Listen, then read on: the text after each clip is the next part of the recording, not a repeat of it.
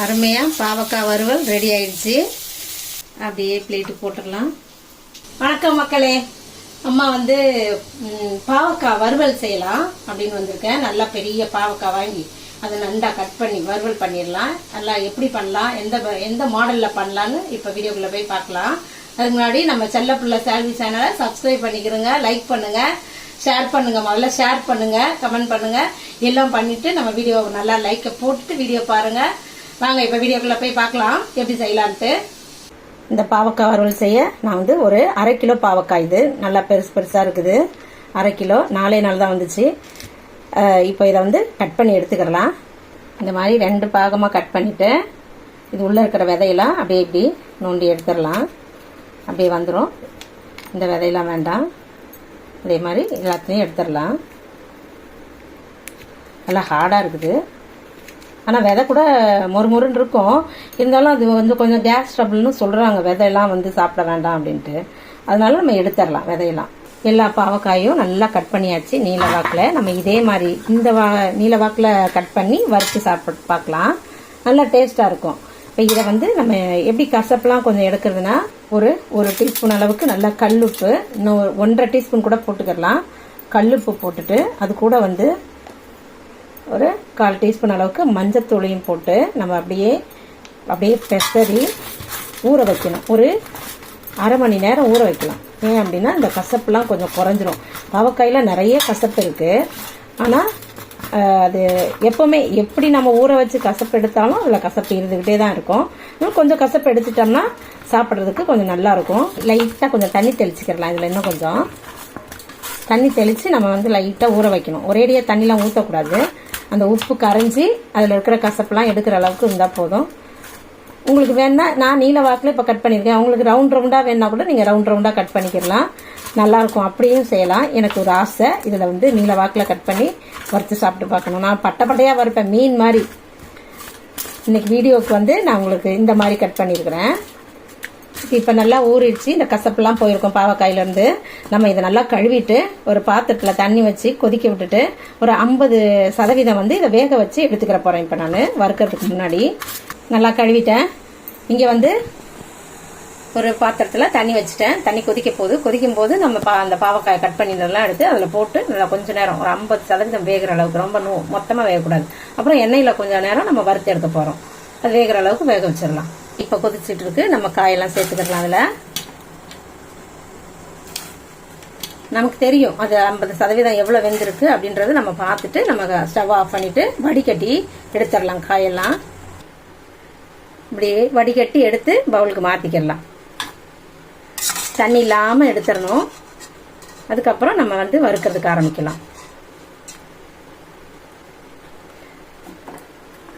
பாவக்காயெல்லாம் நல்லா ஆறிடுச்சு. இது மாதிரி எடுத்து நல்லா தண்ணியெல்லாம் புழிஞ்சு எடுத்துட்டு நம்ம ரெடி பண்ணி வச்சுருக்குறோம். இப்போ தண்ணியே இல்லாமல் இப்படி புழிஞ்சிடணும். இப்படி பிடிச்சி இப்படியே புழிஞ்சிட்டோன்னா அதில் இருக்கிற தண்ணிலாம் வந்துடும். வருதா? அப்போ தண்ணி இல்லாமல் நம்ம வறுத்து எடுத்துருவோம். இப்போ எண்ணெயில் வேக வச்சு எடுத்த பாவக்காயெல்லாம் நல்லா தண்ணிலாம் புழிஞ்சிட்டு எடுத்து வச்சுருக்கேன். இப்போ ஸ்டவ்வில் ஒரு கடாய் வச்சுருவோம். கடாய் வச்சுட்டு ஒரு 4 டீஸ்பூன் அளவுக்கு எண்ணெய் ஊற்றிட்டேன்.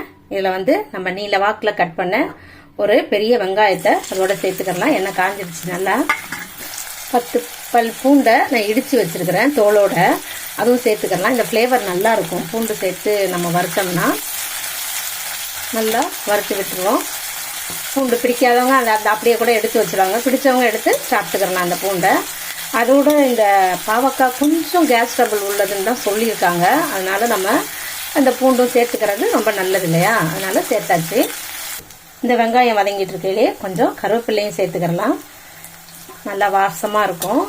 வறுத்துக்கிட்டு இருக்கும் போதே வந்து பூண்டுடைய ஃப்ளேவரு வெங்காயம் எல்லாம் சேர்ந்து செம்ம ஸ்மெல் நல்லா இருக்குது. இதோட இப்போ வந்து நம்ம ரெடியாக புழிஞ்சு எடுத்து வச்சுருக்க இந்த பாவக்காயெல்லாம் அதோட சேர்த்துக்கிறலாம்.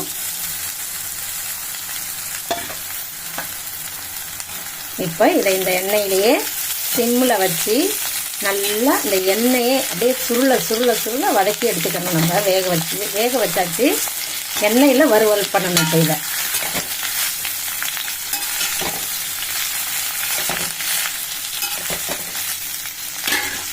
நம்ம இந்த கடாய் தானே வச்சுருக்கோம். நல்லா இப்படி குலுக்கி விட்டு நம்ம வறுக்கலாம். அடுப்பில் கொஞ்சம் நேரம் வைக்கணும், அப்புறம் கொஞ்சம் நேரம் அப்படி குலுக்கி விடணும். ஆட்டி விட்டு அது அப்படியே சுருள சிம்லேயே வேகணும். ஏற்கனவே மஞ்சத்தூள் போட்டு நம்ம கழுவியாச்சு. அதனால் இப்போது கஸ்தூரி மிளகாத்தூள் 1 டீஸ்பூன் அப்படியே போட்டுக்கிடலாம். கலருக்காக குழம்பு மிளகாத்தூள் வீட்டில் இருக்கிறது அதுவும் சேர்த்துக்கிடலாம்.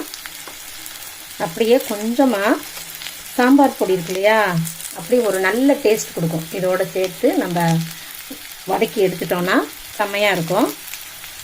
பாவக்காயே வேணான்றவங்க, பிடிக்கலன்னு சொல்கிறவங்களெல்லாம் சாப்பிட வச்சிடலாம். இந்த மாதிரி செஞ்சு கொடுத்து நல்லா ஒரு கலந்து விட்டுறலாம். நம்ம எண்ணெயில் நல்லா சுருண்டுருச்சு. இந்த நம்ம வறுத்து வேக வச்சு எடுத்து போட்டால் கூட இது இப்போ எண்ணெயில் சுருண்டு அருமையாக இருக்குது. இப்போ இந்த நம்ம போட்டுக்க இந்த மிளகாத்தூளெல்லாம் அப்படியே சூப்பராக அப்படியே சேர்ந்து வறுத்து வந்துடும். வறுவல் மாதிரி ஆயிரும். மிளகாத்தூள்லாம் போட்டோம் இல்லையா, அதுக்கெல்லாம் சேர்த்து கொஞ்சம் உப்பு போட்டுடலாம். கொஞ்சம் உப்பு சாரட்டும். மிளகா இந்த மசாலாவுக்கெல்லாம் கொஞ்சம் உப்பு சார்ந்தால் இன்னும் நல்லா டேஸ்ட் கொடுக்கும். நம்ம ஏற்கனவே உப்பு போட்டு தான் இதை வேக வச்சு நான் எடுத்துருக்கிறேன். அருமையாக பாவக்காய் வறுவல் ரெடி ஆயிடுச்சு. அவ்வளோதான், ஆஃப் பண்ணிக்கிறலாம். அப்படியே பிளேட்டு போட்டுடலாம்.